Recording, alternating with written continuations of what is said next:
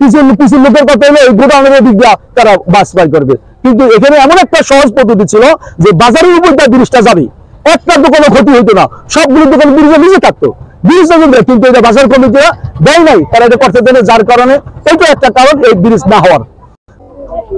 সর্বপ্রথম হলো আমি বাংলাদেশ খেলাফত আন্দোলনের প্রেসিডেন্ট সদস্য এবং শরীয়তপুর 2 আসনের এমপি প্রার্থী।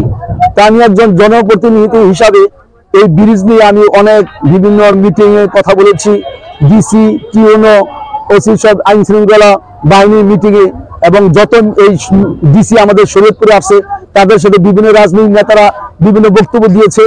আসলে সর্বপ্রথম ভুল হয়েছে যে আপনারা জানেন এখানে একটা বেলি ব্রিজ ছিল, এই বেলি ব্রিজটা ভাঙ্গা ফেলাইছে, এরপরে এই ব্রিজের কাজ ধরছে, অথচ দরকার ছিল বেলি ব্রিজটা ওখানেই থাকতো, বেলি ব্রিজ থাকা অবস্থায় ব্রিজের কাজ ধরা, এটা একটা ব্রিজ হতে অনেক সময় লাগে। আজকে বেলি ব্রিজটা একদম ভাঙ্গা ফেলেছে, ভাঙ্গা ব্রিজের কাজ ধরছে, তো আসলে এই জন্য মানুষের ভোগান্তি বেশি বাড়ছে। তো আমাদের অন্যান্য রাজনৈতিক নেতারা তারা টিউনের কাছে ব্রিজের কথা বলে, ডিসির কাছে কথা বলে, আসলে তো এই ব্রিজ এটা নির্মাণের দায়িত্ব ডিসিরও না, টিউনেরও না, এটা হলো এলজিবির দায়িত্বে, ওনাদের আন্ডারে। তো আমি গেলাম শরীয়তপুরে এলজিবির প্রকৌশলীর কাছে, ওনাকে এই ব্রিজের কথা বললাম, উনি বলে যে হুজুর এটা তো অ্যাকচুয়ালি এটা তো আপনারা সবাই জানেন পদ্মা সেতুরও আগে এই ব্রিজটার কাজ শুরু হয়েছে, কিন্তু পদ্মা সেতু কমপ্লিট হয়ে গেল আজকে 2 বছর হয়ে গেছে প্রায়, মানে কিন্তু এই সেতুটা এখনো হইল না।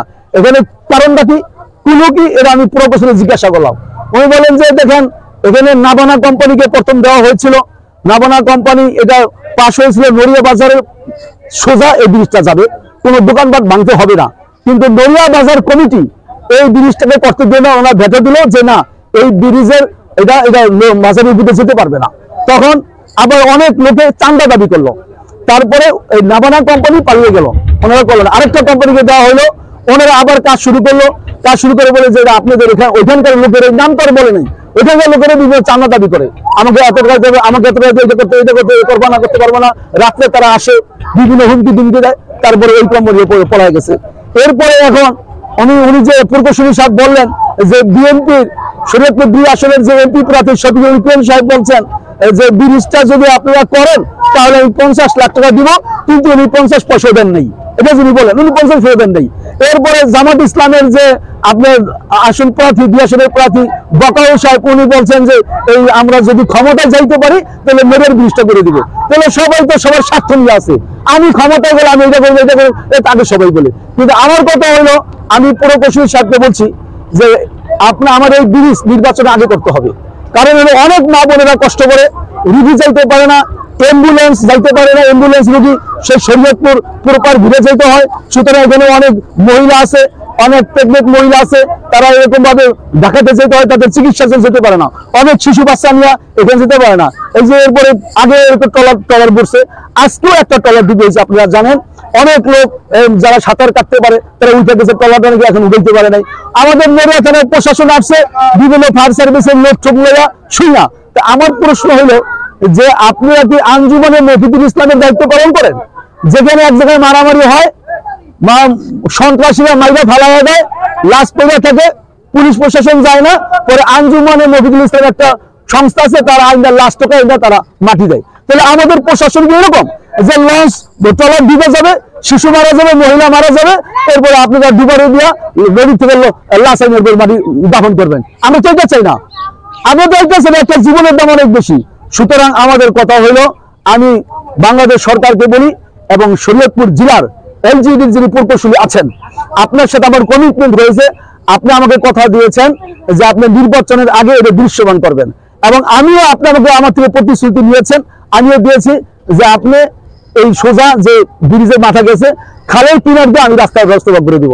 বলছেন যে ওদিকটা যে গোডাউনের ওদিকটা যে চেপা রাস্তা, এই দিকটা যদি বাস আসবে, বাস ঢুকবে, বাস বাই হবে, ঘন্টার পর ঘন্টা জাম থাকবে, মানুষও চলাচল করতে পারবে না, বাসও যাইতে পারবে না, সুতরাং ওখানে ঘন্টার পর ঘন্টা জাম থাকবে, তো এই ব্রিজ করে লাভ কি? এটা কথা ঠিকই বলছেন, কিছু লোকের কথা হলো এই গোডাউনের দিক দিয়ে তারা বাস বাই করবে, কিন্তু এখানে এমন একটা সহজ পদ্ধতি ছিল যে বাজারের উপর দিয়ে ব্রিজটা যাবে, একটা দোকানে ক্ষতি হইতো না, সবগুলো দোকান ব্রিজে ভিজে থাকতো, ব্রিজ দেয়, কিন্তু এটা বাজার কমিটিরা দেয় নাই, তারা এটা করতে দেয়, যার কারণে এটা একটা কারণ এই ব্রিজ না হওয়ার।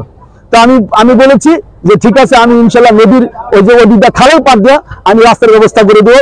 এরপরে আপনাদের এই ব্রিজের হওয়ার জন্য যে টাকা আছে সেই টাকা দিয়ে আপনারা কাজ শুরু করেন, টেন্ডার দেন, এরপরে টাকার যা প্রয়োজন পড়ে এটা ইনশাল্লাহ আমি ব্যবস্থা করবো। এইটা আমি তাকে বলেছি, সে আমাকে কথা দিয়েছে যে ইনশাল্লাহ নির্বাচনের আগেই এই ডিসেম্বরের মধ্যেই আমরা ব্রিজ দৃশ্যমান দেখতে পাবো। আশা করি ইনশাল্লাহ নির্বাচনের আগে পরে এর মধ্যে ইনশাল্লাহ ব্রিজ কমপ্লিট হয়ে যাবে, এটা উনি আমাকে প্রতিশ্রুতি দিয়েছেন।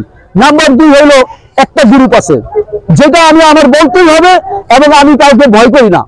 আমার জীবনে একটু মেরে ফেলাবো, কিন্তু আমি জনগণের সাথে আমি হক কথা বলবো, সত্য কথা বলবো।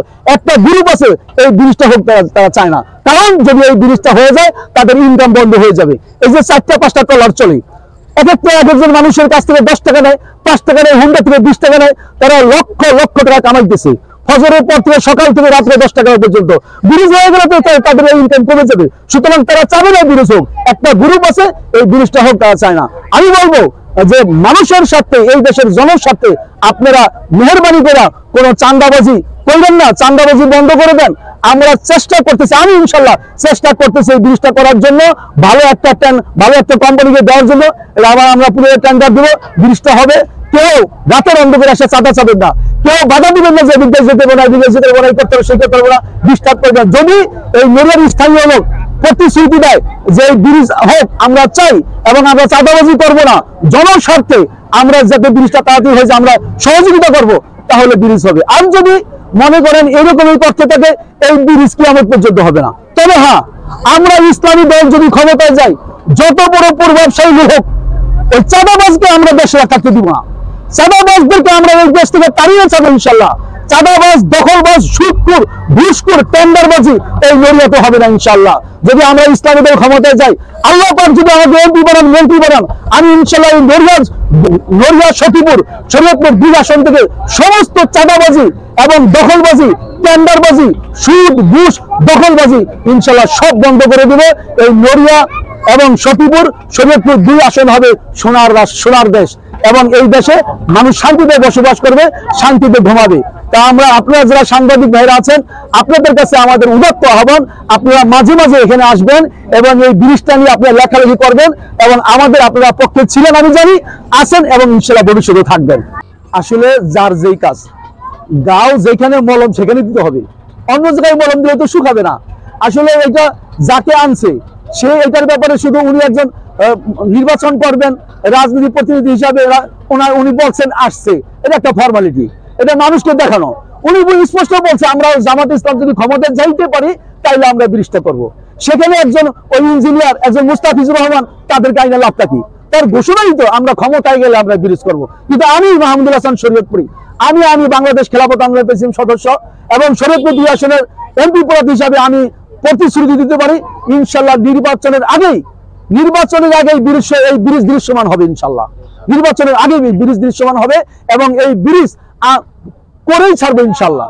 এই ব্রিজ হতেই হবে, কিন্তু এই ব্রিজটা প্রথমে যেটা আপনাকে বললাম যে একটা বেলি ব্রিজ ছিল, ওই ব্রিজটা রাখা দরকার ছিল মানুষ চলাচলের জন্য। এখানে একটা ব্রিজ করছে পুরো 1-1.5 কোটি টাকা খরচ করে, জেনে নাকি মাল মশলা কম। এইটাও প্রকৌশলী সব বললেন যে এই ব্রিজটা আমরা করতে চাই নাই। কিছু লোকেরা বললো যে আপনারা এই ব্রিজটা ভাঙ্গা বলেন, ওখানে মানুষের চলাচলের ব্রিজ করে দেন। সেই ব্রিজে এত নর্মাল ভাবে করছে যে একটা বোল্ডারের ধাক্কা পায়া ভেঙে গেছে। এটা হলো সরকারের এবং আমাদের দেশের টাকা নষ্ট হয়েছে, কোনো কাজ হয় নাই। তো একটা গ্রুপ চাইতেছে এইভাবেই চলুক, কিন্তু এই ব্রিজটা হোক এটা তারা চাচ্ছে না। কিন্তু আমি চাইতেছি এই ব্রিজটা অতি তাড়াতাড়ি হোক, মানুষের কষ্ট, মানুষের ভোগান্তি এটা লাঘব হোক, মানুষ শান্তিতে চলাচল করতে পারুক।